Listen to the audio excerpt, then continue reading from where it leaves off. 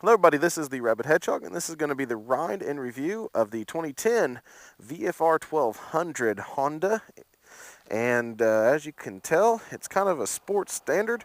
The engine's actually closer to 1250 in terms of the size. This thing is a 4-cylinder, and I'll put the rest of the information in the description below. As you can see, it is shaft drive, single-sided swing arm, just like most of your VFRs. And absolutely a pretty bike, definitely for sure. Gonna look around here real quick.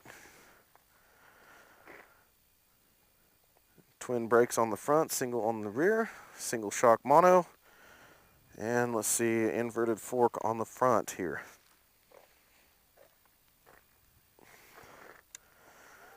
Turned on. Yeah, the fan kick on there. Ooh. Definitely a standard riding position. Here you got your oil light, bright, neutral ABS, so it is ABS equipped. Miles trip, regular odometer, clock, air temperature, water temperature, digital speedo, digital gas, and your regular tachometer. It does have the, hydraulic assisted clutch, left, right indicator, horn, and bright select. On-off switch, and hazard light start on the other side. I do like the fact that it does have the automatic, or not the automatic, but adjustable levers here. So let's take a look at this. He'll be taking mine out. Once he's ready to go, I'll kind of walk up here and let him know that I'm ready so we can get in line here. We got a few of us here today, and we decided to switch bikes here real quick. Woo, much more aggressive than I thought it was.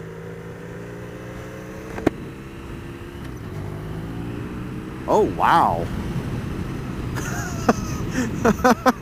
Okay. I feel this.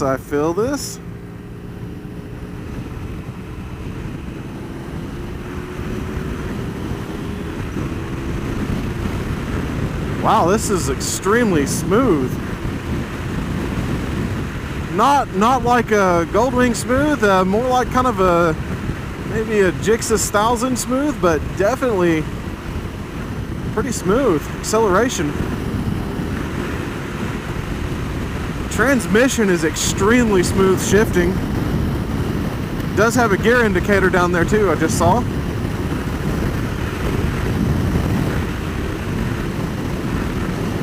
Get up to kind of a cruising area. Suspension's actually pretty compliant. This road is somewhat broken here. Feels decent though. This is a lot more aggressive position than I thought the VFR was. The 800's not quite this aggressive. I think it feels a little bit more upright. And then this one's a lot more into the tank versus the VFR 800.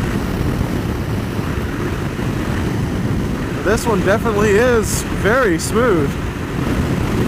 Good power delivery. Now this one has quite a bit more horsepower than my Night Rod, that's for sure. You know, it's one of those bikes that it's a 4-cylinder, V formation, good bottom end torque, great high end horsepower too. It's a bike that has almost 200 horsepower. I'll put the exact number in the description below, but I do know it's up there. And shocking. I mean, this thing just rocket accelerates. Wow. Get that pointed up a little bit better there.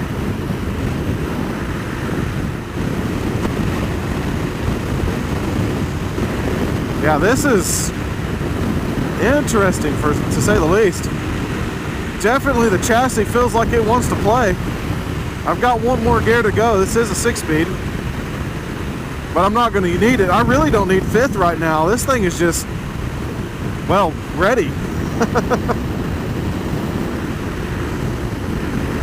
Amazing how well it feels. I see the Night Rod lurking in the background there.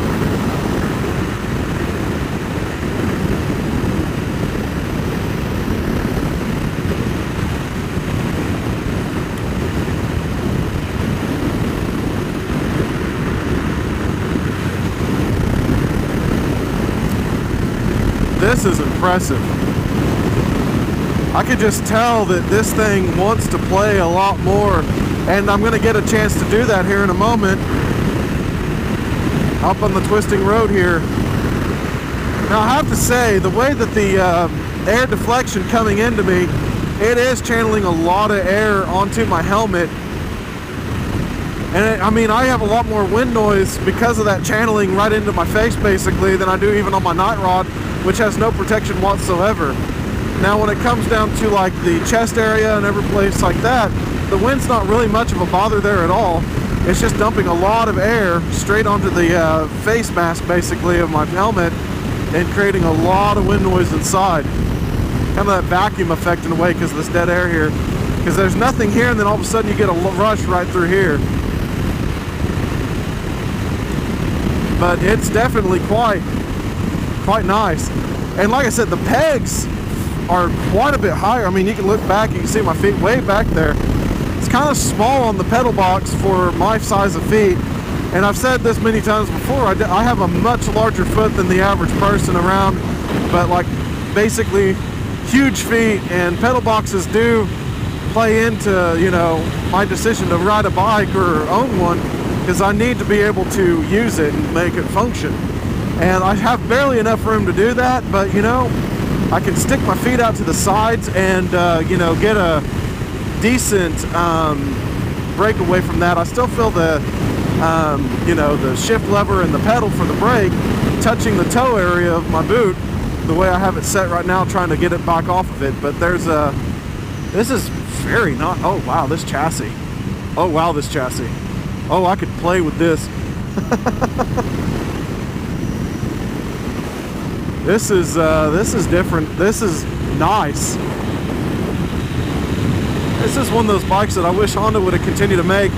You can actually, you can see now I've got tucked in a little bit more. You can actually tuck on this bike and get some decent, you can put your leg out on it and get going here. Dang, this thing is, I mean, I don't even have to put much input into it. I know I'm not going too terribly quick, but it responds nicely to input. It's just so light on the steering. You just barely give it a little press here and this thing wants to go over and get the turning on. This is wonderful. Good balance. Wow. That is insanely fun, actually. This is like a psychic bike. You tell it what to do, it's gonna go do it. Oh, you're gonna ruin my fun, dude. That is such a bummer.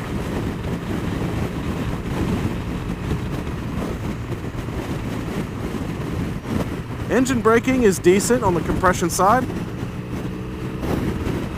It's not strong, it doesn't bite that much, it just downshifts nicely and decelerates out, does pretty good.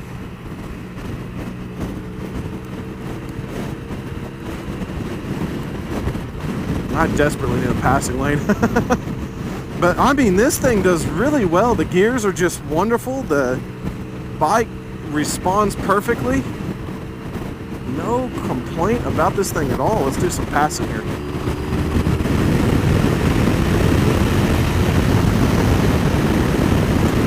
Plenty of pickup to get by on roads on a 2-lane. Yeah, this is a fantastic bike. And these bikes are no longer made anymore by Honda, which I'm finding very, very sad right now, because this is a really good ride. This is a bike that is much more comfortable than their CBR series and much more comfortable than the you know, other sport bikes out there. This is more of a sport touring than it is a sport bike, but it definitely exudes more comfort. It is more of an upright position. My hand is a little tired on the throttle. I know I've been riding too long, but that's mostly because the throttle input's a very small handle grip and I have a very large paw on it. But other than that, this thing is just darn smooth and perfect and just delivers power extremely well.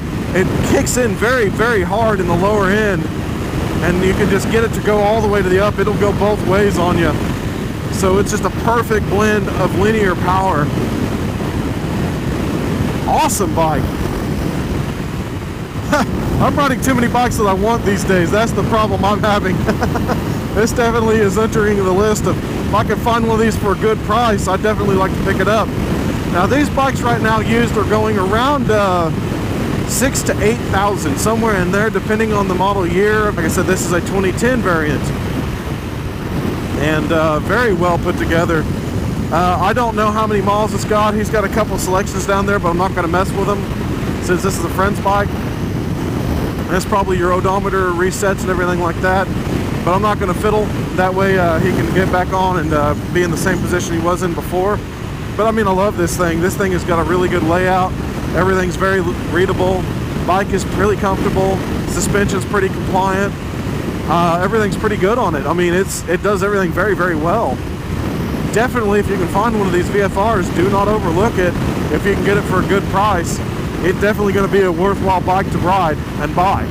At any rate, this is the Rabid Hedgehog. If you have any more questions about the VFR 1200, please let me know in the comments below, and I'll be happy to get back with you.